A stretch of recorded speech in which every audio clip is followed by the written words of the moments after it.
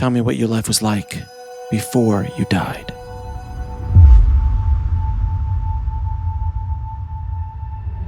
Well, I came home from school really sick one day. And I don't know, I was hungry though. We sat down to the dinner table, but I couldn't eat. My stomach got too weird. So it resembled the flu. And I remember a lot of vomiting. I couldn't hold down water, juice, nothing for several days. I remember the vomiting at one point got so violent that my stomach was empty and I was vomiting bile. There's nothing else there. And bile burns something terrible. And then I couldn't drink water to get rid of it, the burning, because if I did, it just made me vomit more. So it was awful. So my parents, they called a local doctor. Mom always did kind of blame him for my getting sick, not realizing that I had an appendicitis. But I also know my mother, she had this thing about when she called somebody like a doctor or a priest or somebody, she might have a problem, but she would make it sound like, oh, it's not so bad. You know, she didn't want to bother people. So my son is sick, but we think it's the flu, and the doctor went with it.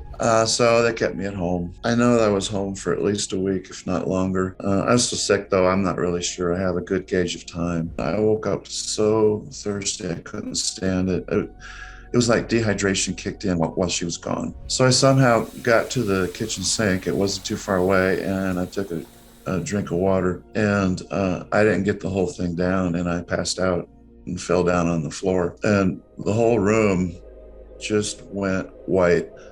I remember laying there on the floor looking straight up, and all the color in my vision just faded to white, but it faded real slow. And then I felt this fuzzy, hazy feeling come over me. But I was conscious, and I just lay there and just, watched it happen. And then eventually the color came back, and I was like, well, can't stay on this floor, I better get up. But I had to crawl on my hands and knees to get to the couch where I'd been sleeping. And when I got to the couch, then something in my gut kind of went boink, and I felt it. But the instant that happened, I felt better. I was ready to get up and play. I felt so good. Mom came home, and I told her about the whole incident, passing out and everything. She got more worried than ever. I guess I didn't look very good. Looked really, really white. And I don't know why, but she kind of hesitated. She kept me home, and I slept one more night in the house. And then the next morning, she took one look at me, and she's like, that's it. We're taking you to the doctor. I don't even think she had an appointment. She just put me in the car and took me. I guess she told me that I was so pale that I looked like white paint, or like almost clear. She could see through me. It was that bad. Took me up to the doctor. He immediately knew that something serious was going on. And I remember a lot of fast talking, going back and forth between my mother and the doctor. And the doctor kept insisting I go immediately to the hospital. And Mom wanted to wait and tell my dad. She kind of really relied on him for decisions, something like an operation. She wanted him involved, but he was out of town and there was no cell phones. This happened in 1963. So they get me into the hospital. Nurses, really nice nurses, put me in a room. And I remember they started shaving my belly with shaving cream and a man's razor, which I thought was really weird because at 8 years old, I didn't have any hair on my chest. But they explained to me that there's a little bit of fuzz on your skin, so that has to go. And that's when I realized, or somebody then said something about, well, this is how we get ready for an operation. They're going to cut you open. Then it hit, something real serious is going to happen here. And I started to get scared. My mother was going back and forth in the hospital to the front office, then back to the room to check on me. Back to the front office, trying to get on the phone and call my dad somehow. What it came down to was my dad was on the road with his boss. She knew what town they were expected to go to. And I think she knew what motel they were going to check into, but she wanted to get a hold of him sooner. So she was working with a telephone operator, and the operator said, do you know where they might stop for a cup of coffee? You could leave a message there. And that's what she wound up doing. And that's how she finally reached my dad. So there was a message left at a cafe for me. So Dad came home as quick as he could. Well, the first thing is when they strapped me down to the operating table, it scared me because I was so strapped down so tight. And that little hospital in 63, they didn't have injections, to knock people out. So they used ether on me. Ether's a nasty way to have to go under. So it made me really dizzy. I felt like my body was stationary and my head detached and started orbiting my body like a planet. I remember the spinning and just, And then I was out, I was in blackness, and I don't know how long I was in that blackness, but I suddenly realized that I could still think and that I was still me. I was no longer in my body. I didn't know where I was. It was like somebody had locked me in a dark closet. It was quiet, it was comfortable. I felt no pain, but I got curious and I kept looking around like, what is this place? And why can't I hear anything? Why can't I see anything? And the more I struggled with all that, the more it all came back. And then eventually I did start hearing things. And then I did start seeing things. And one of the first things I saw was spirits rising up. Somehow I understood it was rising up off the earth. And it was people that were passing away on earth. And I saw like 4 or 5 different people at different times go up and then past me. They left their bodies. They looked like they were grandparents to me with gray hair, you know. They looked old. They were very happy. They were smiling because they left their bodies. They probably weren't feeling very good when they died. And then they just kept going up and they were smiling and they're happy and zoom, and then off they went. And I remember wondering where they went. So my eyes worked well enough to see that. But then eventually I started noticing that I wasn't alone. And I started seeing like sets of eyes way off in the distance. And it was like they were behind a barrier, and it was blacker than black, blacker than where I was. I took it like they were deeper into the darkness than I was. I suddenly realized that they could understand my thoughts.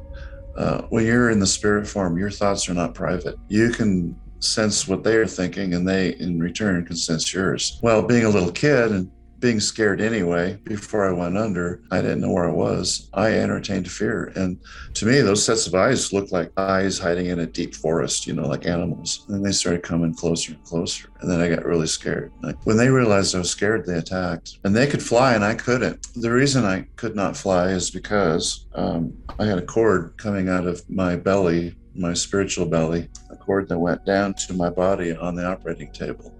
I followed it, traced it. I looked down. I could see my body on the operating table. And I had this silver cord holding me there. And that's the reason why I didn't go up like those spirits that were dying on the planet, on the earth. It held me there in this darkness. So these spirits that came after me, they were angry, mean, bitter, hateful. They hated me. And they wanted to kill me. So they came after me. They attacked. They knew I was trapped and I couldn't leave. And they loved it. And the more scared I got, the more happy they got, because they kept laughing. And they would like hit me like in a body slam. And I'd be suspended by that cord. I'd just spin in circles, which didn't help. They were beating me down pretty good. And I finally got to the point, I got so tired of it, I started asking them to leave me alone, and that made it worse. They attacked me harder. And then finally, somewhere from deep down inside me, I said, please, God, make them stop. Then they were furious. They told me to shut up. I wouldn't. I just kept calling out for help. And then I heard another voice. At first, it was way off in the distance. And it kept coming closer, and it was calling out to me. And somehow I just knew I could trust this other voice. It sounded like it was concerned and it cared. I heard you calling.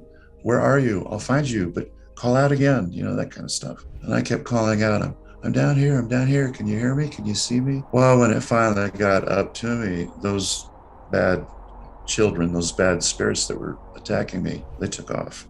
They were scared now. It changed everything. And what I realized later in life, when I've had some time to analyze all of that, what came to me was an angel. And that angel glowed with light so I could see again. And those things that attacked me could not tolerate that light. It was like it burned them. So when that angel got close, those spirits just took off. They had to hide back in the depths. So this angel, he understood I was very frightened, and he came to save me. So I think in churches and stuff, when I see pictures of angels with wings, I get the feeling that whoever is drawing it is just trying to depict that they hovered. But of course, in the early days, no human could fly. They can't hover, so they had to have wings. So there they are.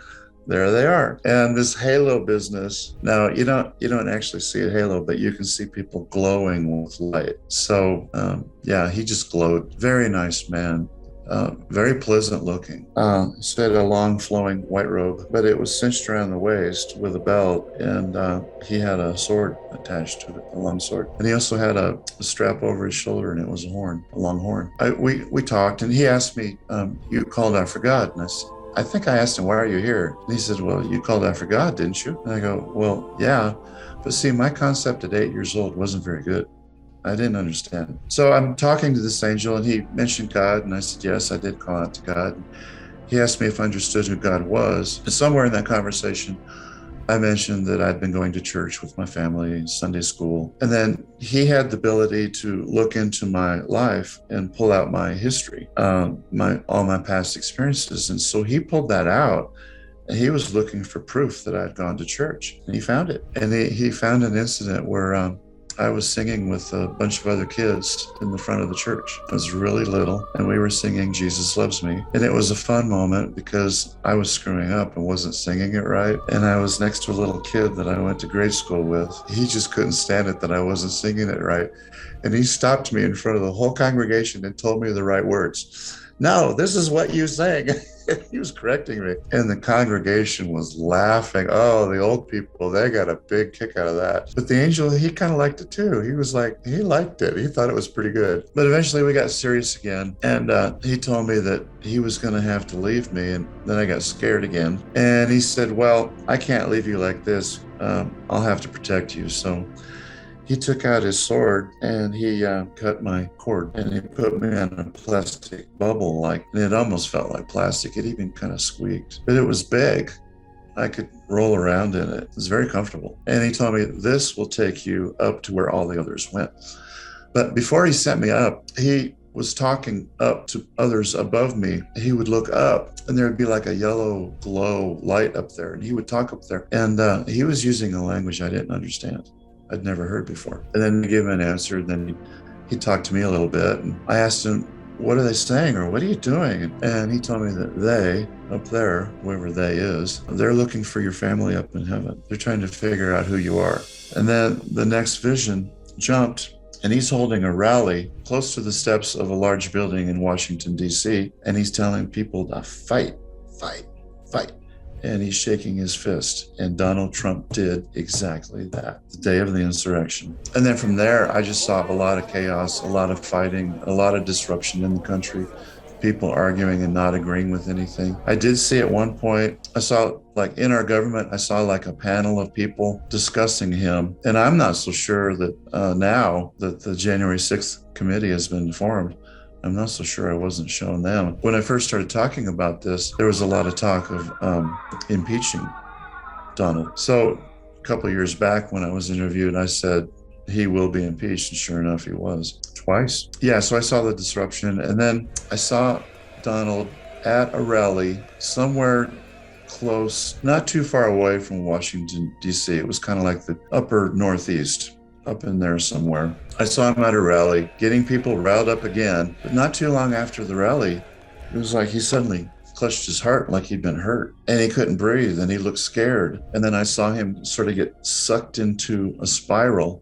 like a tunnel, the same kind of spiral that I went through when I died on the table. He got sucked into it, and then I saw him spinning inside that tunnel, and then he got sucked in and he disappeared. The very next thing I saw, he was in a hospital room, surrounded by, I think, his family. And I pretty much understood that he was dying. He didn't have long to live. Heart attack, or maybe he was shot. I don't know. But that's the next thing that I expect to happen very, very soon. So I expect something to happen to him any day now. He's still holding rallies. Jesus is this ultimate powerful God. And if you ever meet, you should just throw yourself on the ground and beg for mercy, because we're nothing but worthless sinners. No, it's not the way it was at all. I think if I'd done that, he would have laughed. He would have said, get up, because he loved me and he was giving me love. And it was because I was treated like a member of the family, which we are. All of us are. Every single one of us. I don't care what religion you are, what nationality you are. You could be born with all kinds of defects. It doesn't matter. You could be the most beautiful person on the planet. It doesn't matter. We're all equal in the eyes of God. Mother told me that Jesus needed to spend some time alone with me. So he did. He took me away from her for a little bit. But it was like he was playing with me. He's going, like, he said, I have to show you something. And he made it sound like a game. And he goes, now watch this. And he just, whoom. He turned into a brilliant light again. And I'm just standing there. Oh, wow, this is so cool. But what was so cool about it was his love and the light radiated through me So when you're in the spirit form and you're in heaven, you have no need for food. You have no need for oxygen. You have a need for love because it feeds your soul. And the light that God, Jesus, radiates is like food, and it goes through you. It purifies you, it feeds you, and it builds you up. That's your food in heaven. And it is wonderful.